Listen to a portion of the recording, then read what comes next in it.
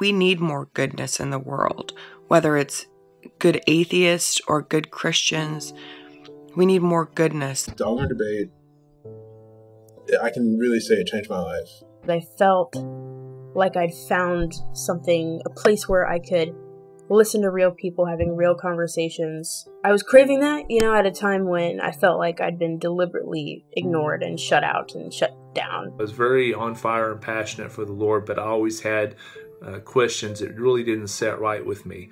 Living in the South, it's taboo to talk about these things and ask questions, and when you do ask questions, typically you're shut down pretty quickly. I've gone through a bit of an identity crisis because my whole life, my identity was grounded in my faith, and now I didn't have that anymore, and so I had to kind of rediscover who I was. Dogma Debate opens that forum up to discuss these things in a real environment, respectful dialogue. I support David because of what he's doing. The bridges he's building between people, the dialogue he's opening up, and how much he cares about not only his listeners, but the greater world and the people that are in it. I was born and raised a Christian, and I'm still a Christian. So much of our public discourse is really quite appalling and unhelpful and hurtful. And so I think it's important that we support a community like the Dogma Debate community, because it really gives an opportunity for us to be heard, but also to listen to others and exchange ideas. It's a great place for like-minded and not like-minded people to get together and have discussion and be respectful and, not be wahoos in the comment sections like on YouTube. It's just a good place that's very conducive to just people hearing each other out. If there's a higher morality or a better morality outside of religion that our society could benefit from, maybe we should talk about that. Maybe religion can incorporate it too. Maybe we can all live together happily. I've downloaded a lot of episodes the last 6 months since I found the show, and it's really been helpful for me to question my beliefs, and then to find out, do they stand up to scrutiny? Do they stand up to observation? And do they really make logical sense? If I was going to go back into religion, I wanted to go for good reasons and believe for good reasons. And just kind of by listening to your show, I'm kind of grown to be a skeptic and not willing to go back into a religion just under any circumstances. I don't know that I ever even needed a religion now. I continue to support David's show because he's one of the most honest people that I've ever met, and I really look up to him to show me how to be a good skeptic in all subjects and how to properly disagree with somebody. Some of you have met David, some of you have not. So a lot of you that haven't met him in real life don't really know, you can see and assume that he's a great person and cares about the community. Well, I'm here to confirm that for you, okay? It's insane how much this guy works, all right? He loves each and every one of you. He loves each and every one of you for supporting, making this possible for him because he's so passionate about it, and I guess you could say the same for me. I just started off as a listener, and I'm Darius Reed. I am the producer of the show now. He's trying to make a difference now, not after he's gone. And that's the way I've always tried to live my life. I started listening to more of the religious debates. And that was scary because it opened up a part of myself that I think I'd been suppressing and not wanting to face for a while.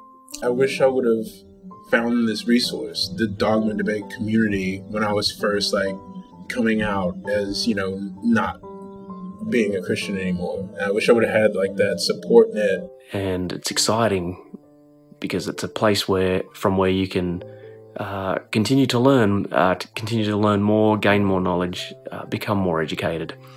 And it's very freeing. When you're indoctrinated with beliefs that you're told not to question from an early age, it becomes a part of you, and it's very painful, and it's almost as someone dying in your life when you start to realize that some of these things that you were taught and led to believe may not be true. I was raised in one of the more liberal parts of the country by one of the most conservative families around. I was homeschooled. We did a lot of protesting of abortion when I was growing up.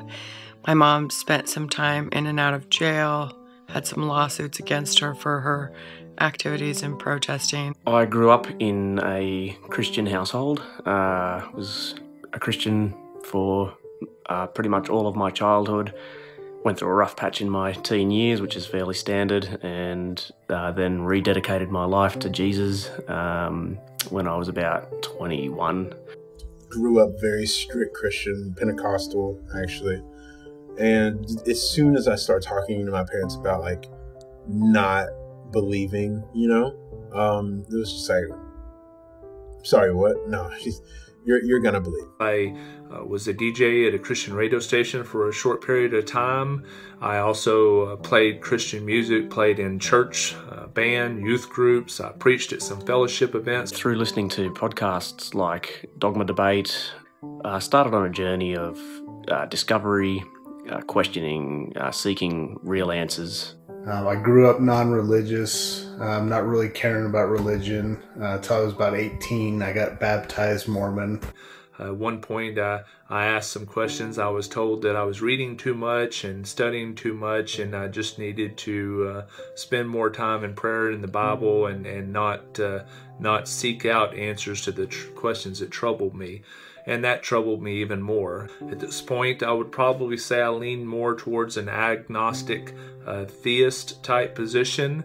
Yeah, I absolutely love the show. My favourite episodes are listening to David have a discussion with a believer of any faith, really. That I find those discussions to be entertaining, educational, and sometimes frustrating, but I've got to say David's got a lot of patience, more than I would have. This is something that is valuable and that is definitely needed in this day when it seems to be that people just aren't listening to each other very much anymore. So have a thought, have a listen, and I hope to see you on Patreon one of these days. It's definitely valuable for us to have these conversations as a society. If you get value from it, please support Dogma Debate. If you're wanting to listen and participate in some wonderful and life-changing conversations, definitely reach out and join the community. We would be absolutely psyched to have you. Maybe I came across as a lot more angry over the past 20, 25 years than I realized, but what I always said is, what happens to me after I'm dead is none of my business. What matters is what I do now in this life. I'm the only person that gets to be me. David's the only person that gets to be him. You're the only person that gets to be you. Let's make something good of it.